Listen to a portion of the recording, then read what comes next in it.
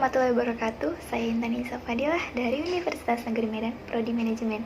Di sini saya akan membahas mengenai perkembangan teknologi komputer dari generasi ke generasi dan perkembangan teknologi informasi digital. Yuk, kita lihat di video selanjutnya. Nah, apa itu komputer? Komputer adalah definisi dari perangkat elektronik yang memiliki beberapa komponen yang bekerja sama membentuk satu sistem. Siapa sih penemu pertama kali komputer? Nah, penemu pertama kali komputer adalah Charles Babbage, yang dikenal oleh seluruh dunia sebagai penemu sejarah komputer pertama. Kita masuk kepada komputer generasi pertama pada tahun 1946 sampai dengan 1959. Nah, di komputer generasi pertama ini dikenal dengan digital electronic atau electronic numerical integrator and calculator. Nah, di dalam program ENIAC ini berukurannya itu yang sangat besar, bisa mencapai 500 meter kuadrat.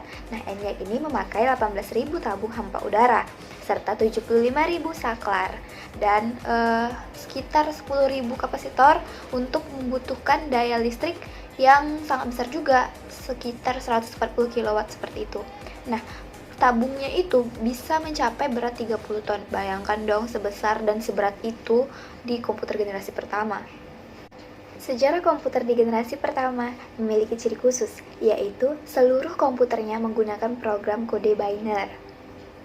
Nah, ciri utama dalam komputer generasi pertama menggunakan CPU, Central Processing Unit, yang terdapat dalam generasi 1 adalah mesin pertamanya yang digunakan untuk mengoperasikan seluruh komputer. Nah, kalau untuk program utamanya dalam generasi pertama ini, dia menggunakan machine language atau bahasa mesin. Kita masuk kepada komputer generasi kedua pada tahun 1959 sampai dengan 1964. Di komputer generasi kedua ini sudah yang menggunakan namanya transistor. Nah, ukurannya itu lebih kecil gitu dari komputer generasi pertama. Dan di komputer generasi kedua ini sudah menggantikan bahasa mesin menjadi bahasa assembly. Dan bahasa assembly adalah bahasa yang menggunakan singkatan dari pengganti kode biner. Seperti itu. Pada era komputer generasi kedua ini juga menandakan permulaan munculnya mini komputer yang merupakan bagian dari dalam keluarga komputer juga. Cuman harganya itu lebih murah dari komputer generasi pertama. Kita masuk kepada komputer generasi ketiga di tahun 1964 sampai dengan 1970. Nah, di generasi ketiga ini muncul yang namanya teknologi integrated circuit atau IC yang menjadi ciri utamanya dalam komputer generasi ketiga karena familiar dan banyak digunakan juga kepada sistem komputer hingga sekarang. IC dibuat pertama kali oleh seorang yang bernama Texas Instruments dan Fairchild Semiconductor pada tahun 1959 yang berisi hanya 6 transistor saja, sehingga di komputer generasi ketiga ini ukurannya lebih simpel dan kecil. Dengan begitu, komputer generasi ketiga juga lebih cepat di sektor sistem operasi dan mampu menjalankan beberapa program secara bersamaan. Oke, kita masuk kepada komputer generasi keempat di tahun 1979 hingga tahun 2000-an. Nah, di komputer generasi keempat ini merupakan regenerasi dari komputer generasi ketiga. Jika di mana komputer generasi ketiga memakai IC, di komputer generasi keempat sudah menggunakan chip IC.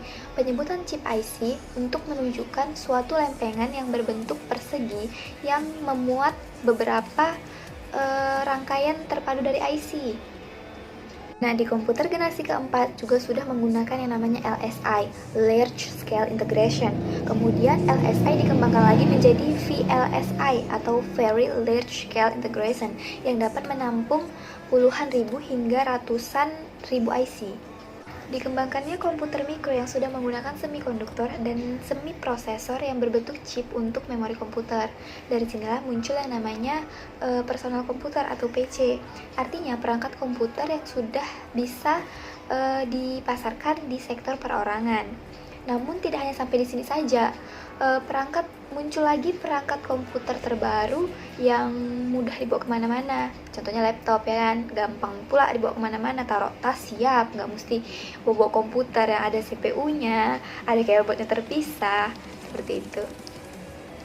Oke, kita masuk pada komputer generasi kelima untuk masa sekarang hingga masa depan nantinya.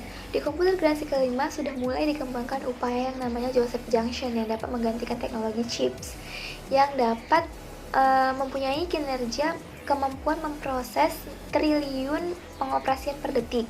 sementara di teknologi chips hanya mampu memproses miliaran pengoperasian per detiknya. Komputer pada generasi kelima ini sudah dapat menerjemahkan bahasa manusia, sehingga manusia dapat berbicara langsung dengan komputer, serta adanya kemampuan dalam penghematan energi komputer. Gambar-gambar yang ditampilkan pada komputer generasi kelima ini juga sudah mulai halus dan tajam. Di samping itu, kecepatan memproses kinerjanya dalam mengirim atau menerima gambar juga semakin cepat. Komputer generasi kelima ini disebut juga dengan komputer masa depan, meskipun ukuran fisik komputer generasi kelima ini tampilannya itu lebih kecil dan simple, namun memiliki kemampuan yang pintar dan canggih dalam sistem pengoperasiannya. Oke, kita masuk kepada materi perkembangan informasi digital. Kemajuan teknologi yang terjadi di era milenial merambah ke semua lini. Semua sistem di era digital sering dikategorikan dalam bidang teknologi informasi. Apalagi di zaman milenial sekarang, semua yang namanya informasi dibutuhkan secara cepat.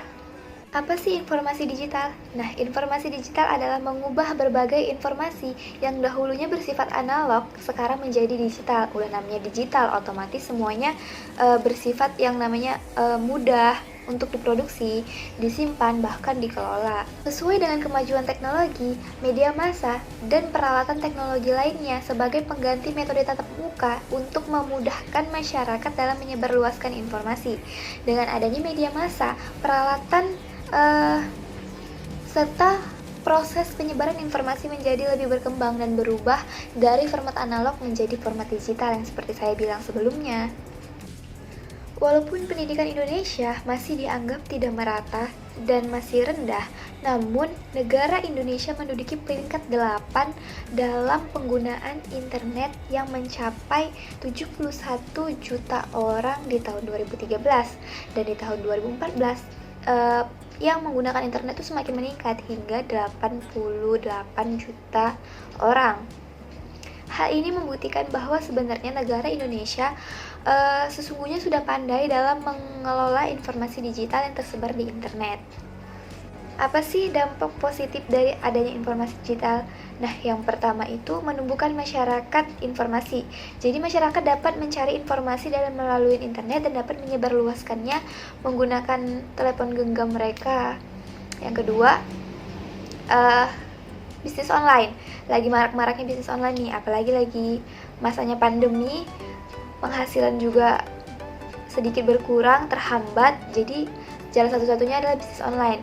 Hanya dengan menyebarluaskan produk mereka melalui WhatsApp, Facebook, Instagram, mereka sudah menjalankan yang namanya informasi digital.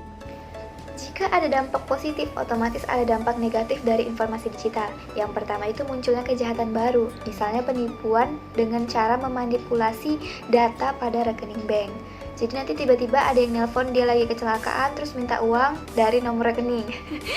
Yang kedua, adanya maraknya cybercrime yang terus membayangin, seperti hacker, terus manipulasi data dan berbagai cybercrime lainnya, sehingga menimbulkan perasaan takut yang berlebihan gitu loh.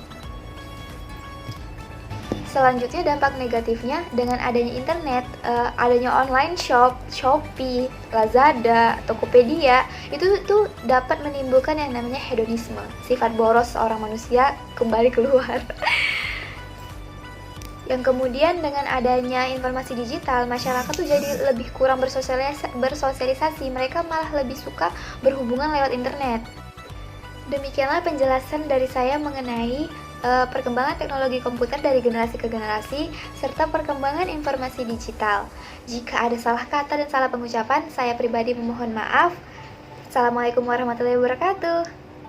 Jangan lupa subscribe, like, komen ya. Awas kalau nggak bertumbuk kita nanti.